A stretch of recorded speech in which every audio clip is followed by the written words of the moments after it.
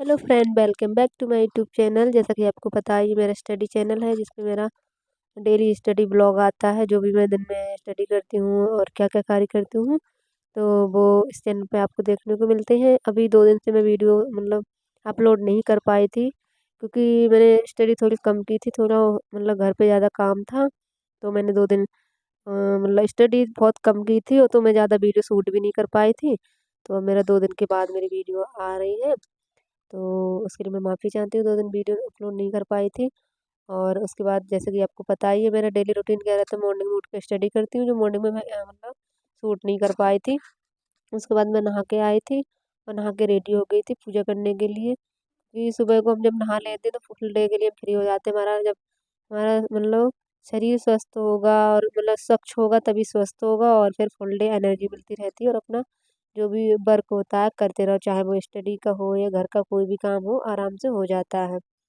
तो इसलिए खुद को स्वच्छ रखना बहुत ज़्यादा ज़रूरी होता है। नहाना धोना, हमारा माइंड, जब हमारा शरीर फ्रेश होता है तो हमारा माइंड भी अच्छा रहता है। तो इसी तरह से मैंने कर ली तैयारी सारी, और तो ये आज का सारा वो काम था जो भी मैंने मॉर्निंग में किया था। और उसके बाद मैं चली जाती हूँ पूजा करने के लिए। पूजा के बाद वही होता है ब्रेकफास्ट, और ब्रेकफास्ट के बाद अ, मतलब ब्रेकफास्ट, उसके बाद फिर मेरी स्टडी शुरू हो जाती है। और दिन में मैं थोड़ा कम स्टडी कर पाई थी, करी तो थी, लेकिन मैं लो सूट नहीं कर पाई थी उसके लिए। तो वो इवनिंग में ही मैंने जो नाइट में स्टडी की थी वही सूट कर पाए थे। उसके बाद फिर वही है, फिर पूजा की थी मैंने, और पूजा करने के बाद में डे में थोड़ी की थी मैंने स्टडी, फिर नाइट हो चुकी थी।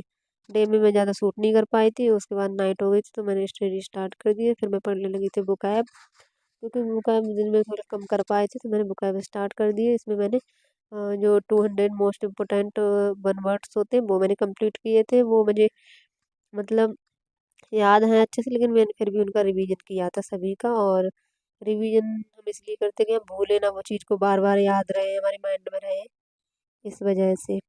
तो उसी की बात, तो वही करने के बाद में मैंने सारी स्टडी की थी। तो काफ़ी टाइम तक मैंने स्टडी की थी अपनी कंप्लीट। और कंप्लीट करने के बाद में मैं बुक काफ़ी टाइम टाइम तक की थी, क्योंकि बुक एक बार तो हम कर नहीं सकते, इसको बहुत अच्छे से करना पड़ता है, और बार बार चीज़ें रिवीजन करनी पड़ती हैं। ये कोई वैसी नहीं है कि हमें इसे प्रैक्टिस करें या सॉल्व करके करें, इसमें को हमें रटना ही पड़ेगा और बार बार करना ही होगा। तो हमें इसको बार बार प्रैक्टिस करते। उसके बाद मैंने किया था जीके जीएस, और जीके जीएस से भी ऐसा सब्जेक्ट है जिसको हमें याद ही करना पड़ता है और बार बार रिवाइज करना होता है। जीके जीएस और वोकैब और ग्रामर ऐसे हैं जिनके हमें रूल्स और बार बार रिवाइज करने होते हैं। और रीजनिंग है, मैथ्स है, इनको हम प्रैक्टिस करेंगे तो हमें ये प्रैक्टिस से आती हैं। तो कुछ चीज़ें हमें रिवाइजन करनी होती है, कुछ चीज़ें हमें प्रैक्टिस करनी होती हैं। तो उसी तरह से मैंने जीके जीएस काफ़ी टाइम तक पढ़ा, क्योंकि जीके जीएस हमारा है इसको क्या है, अगर हमारा रीजनिंग और मैथ्स हमारे स्कोरिंग सब्जेक्ट, इससे क्या होता है, अगर मैथ्स और रीजनिंग हमारी अच्छी है तो हमारा फुल मार्क्स हमें इसमें मिल सकते हैं। 1-2 कम हो जाएगा अगर बाई सिली मिस्टेक हो गई, तो इसमें हमें फुल मार्क्स मिलते हैं।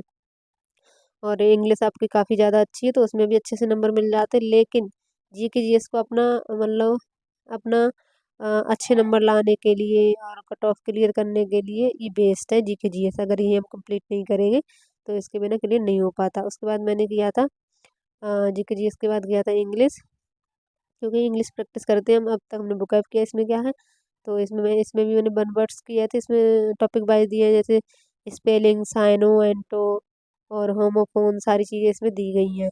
तो उसी तरह से मैंने इसमें किया था 1 वर्ड, उसमें बहुत अच्छे से दिए गए हैं। आपको 4 ऑप्शन दिए गए होंगे, और जो आपको पता होगा, अगर आपने बुक अच्छे से करी होगी तो इसमें आप कम्प्लीटली अच्छे से कर लो। इसमें क्या प्रैक्टिस करने के लिए काफ़ी अच्छा है। इसमें जो प्रीवियस ईयर सब आए हुए होते हैं वही इसमें अच्छे से दिए हुए होते हैं। तो मैंने इनकी काफ़ी टाइम तक प्रैक्टिस की, और मैंने रिवाइज़ किया था। और क्योंकि इसमें बहुत एक ही चीज़, एक टॉपिक के काफ़ी क्वेश्चन होते हैं। अगर आप वोकैब से अच्छे से करके और ये टॉपिक कंप्लीट कर लोगे, सारे टॉपिक कंप्लीट करके और इससे प्रैक्टिस कर लोगे, तो आपको बस कहीं भी दिक्कत नहीं आने वाली है। बस इसका एक ही इलाज है, वो है revision. Revision revision most important, तो आपको रिवीजन करना ही होगा। उसके बाद मेरा इंग्लिश कंप्लीट हो गई थी। मैंने इंग्लिश काफ़ी टाइम तक की थी, और उसके बाद क्योंकि मैं चाहती थी जब तक मेरा ये कंप्लीट ना हो टारगेट आज का, तब तक मैं उठूँ ना, और मैं स्टडी करके ही अपना फ्री हूँ।